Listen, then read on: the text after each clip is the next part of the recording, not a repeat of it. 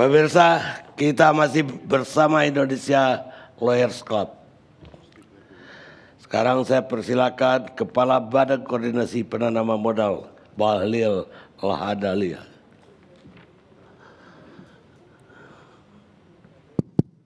Bismillahirrahmanirrahim. Assalamualaikum warahmatullahi wabarakatuh. Shalom dan salam sejahtera kita semua. Pak Presiden yang kami hormati, memang agak susah memang kalau kita ngomong ada presiden. Ini ada presiden siang hari dan presiden malam hari. Dan presiden malam hari itu cuma presiden LC aja. Memang edisi malam saya. Pak Menko dan seluruh narasumber yang saya hormati. Yang pertama, menarik sekali dalam diskusi pada malam hari ini karena temanya tentang evaluasi kinerja 1 tahun pemerintahan Jokowi Kiai Ma'ruf Amin, dan yang kedua terkait dengan kaitannya dengan Undang-Undang Cipta Kerja. Saya sedikit memberikan informasi dulu Pak Karni terkait dengan investasi kita di Indonesia. Selama setahun. Selama setahun. Pak Karni, kami masuk di BKPM, realisasi investasi pada bulan Oktober 2019 itu kurang lebih sekitar 605 triliun. Target realisasi investasi di tahun 2019 itu 792 triliun. Tapi kemudian kita kunci tutup di akhir 2019 sebesar 809 triliun. Dengan komposisi Jawa luar Jawa, Jawa itu kurang lebih sekitar 53%, luar Jawa itu 47%. PMA dan PMDN-nya, PMA-nya itu 52,3%, kemudian PMDN-nya 47,8%.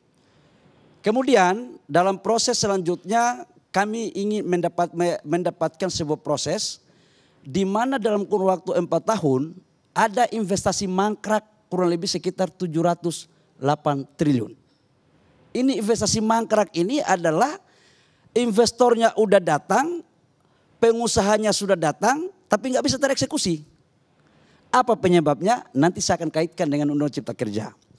Yang kedua Bang Karni, realisasi investasi kita dari Januari sampai dengan bulan Agustus itu kurang lebih sekitar 402,6 triliun atau sudah mencapai 49,3% dari target realisasi investasi 817 triliun di 2020. Awalnya kita punya target 886 triliun. Covid kita revisi menjadi 817. Nah, ini menarik juga Bang Karni. Kita dalam proses semester 1 itu Jawa luar Jawa itu sudah Jawa luar Jawa itu Jawanya itu kurang lebih sekitar 51,9%, luar Jawa 48,1%. PMA PMDN-nya beda tipis, beda 1%. PMDN-nya lebih tinggi daripada PMA-nya. Saya ingin mengaitkan dengan Undang-Undang Cipta Lapangan Kerja.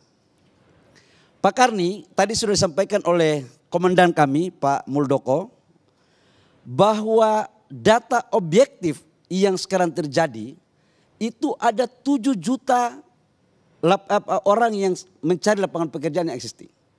Ada 2,9 juta per tahun angkatan kerja lahir. Ada 3,5 juta karena Covid kemudian mereka terdampar akibat PHK. Itu yang resmi.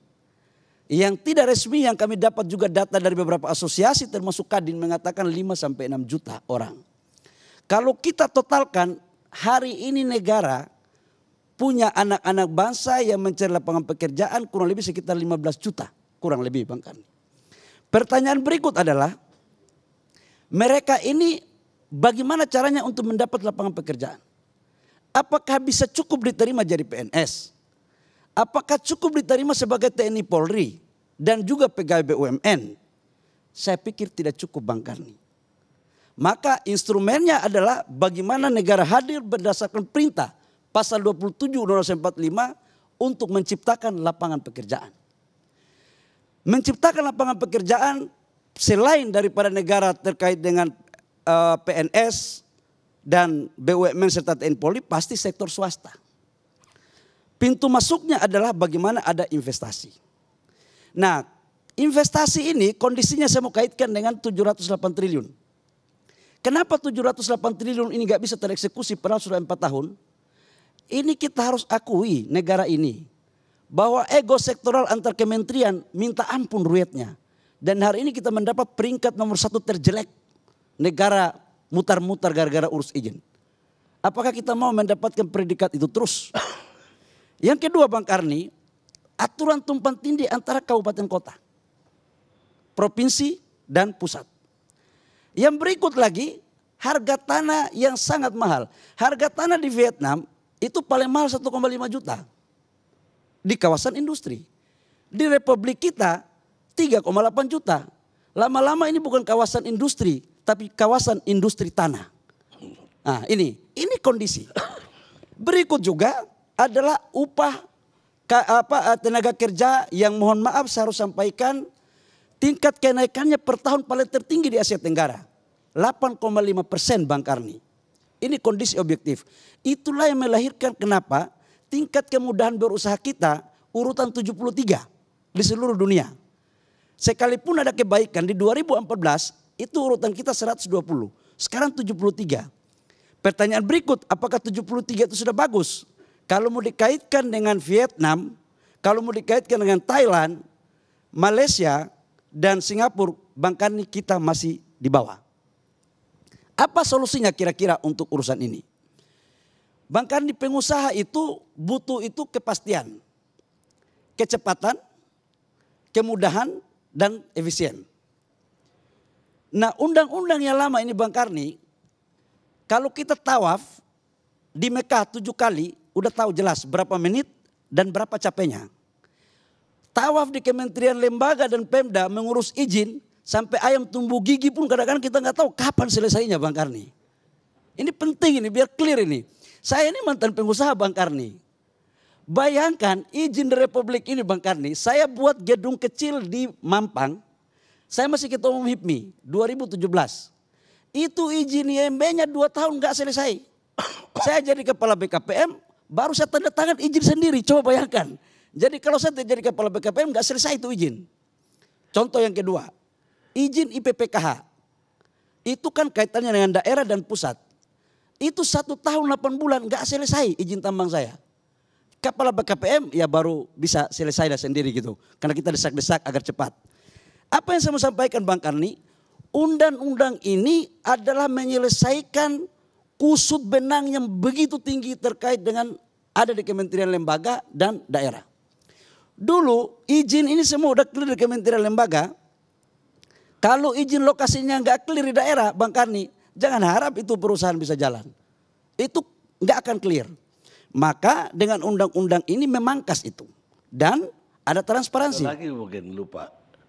Dan di balik sulitnya izin itu adalah uang yang harus disiapin. Pengusaha itu ada 2. Pengusaha hebat itu cuma 2 Bang Karni. Yang pertama adalah bagaimana mensiasati aturan. Yang kedua adalah bagaimana menaklukkan yang punya kewenangan. Cuman itu. Kalau 2 ini nggak dimiliki oleh pengusaha, dia bukan pengusaha sukses. Saya bisa menjamin itu. Dan pengusaha banyak akalnya Bang Karni. Daripada pendapatannya tidak masuk ke negara, mendingan kita giring masuk ke negara supaya baik semuanya, kira-kira begitu. Nah, undang-undang ini sebenarnya memudahkan untuk bagaimana proses percepatan, kepastian, memutus mata rantai agar realisasi investasinya ini bisa berjalan. Itu 1. Yang kedua Bang Karni, saya ingin menyampaikan juga data. Kita ini setiap pemilu, setiap pilkada, setiap pilkades, temanya adalah UMKM.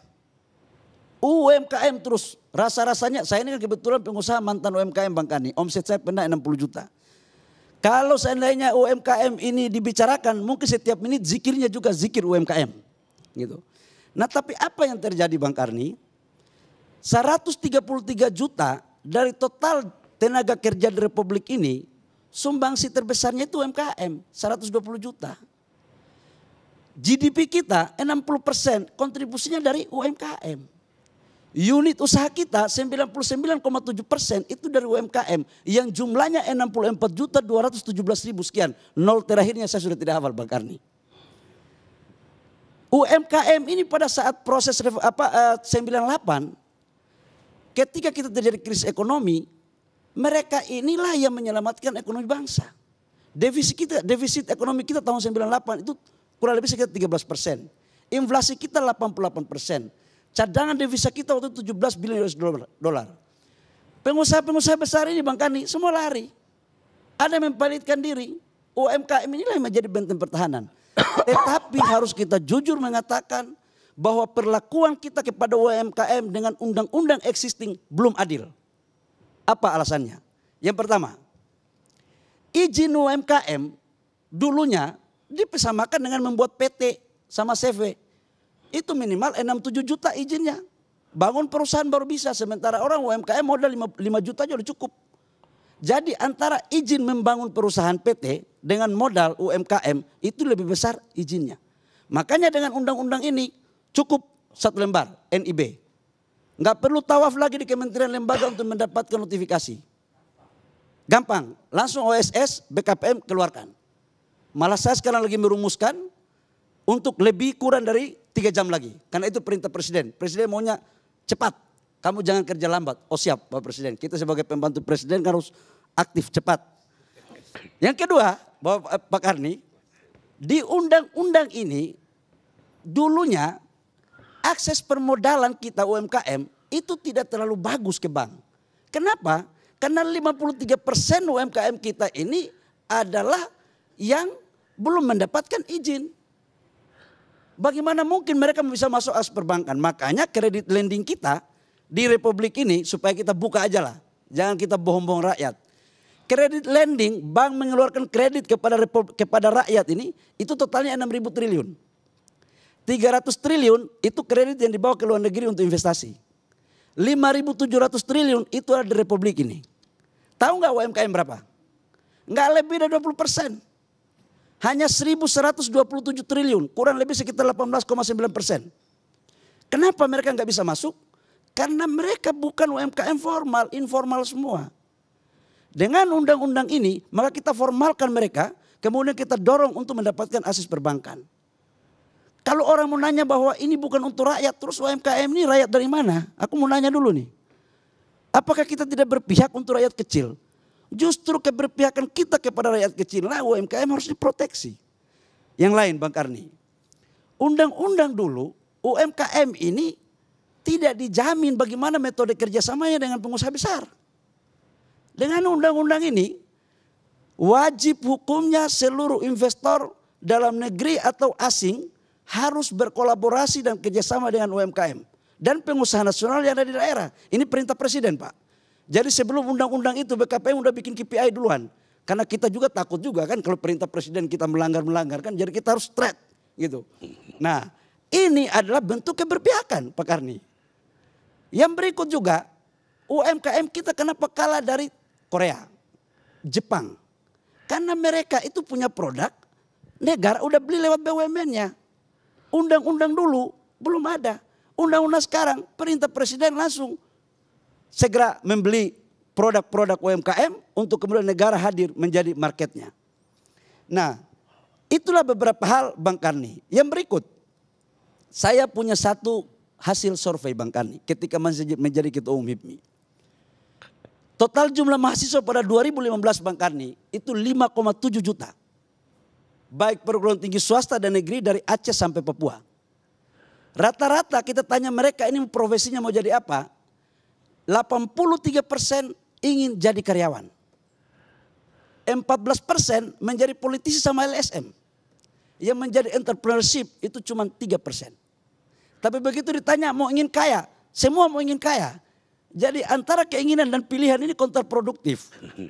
Ini Bang Karni. Nah begitu kita tanya, kenapa mereka tidak mau jadi pengusaha? Ternyata Bang Karni salah satu jawabannya adalah mengurus izin susah.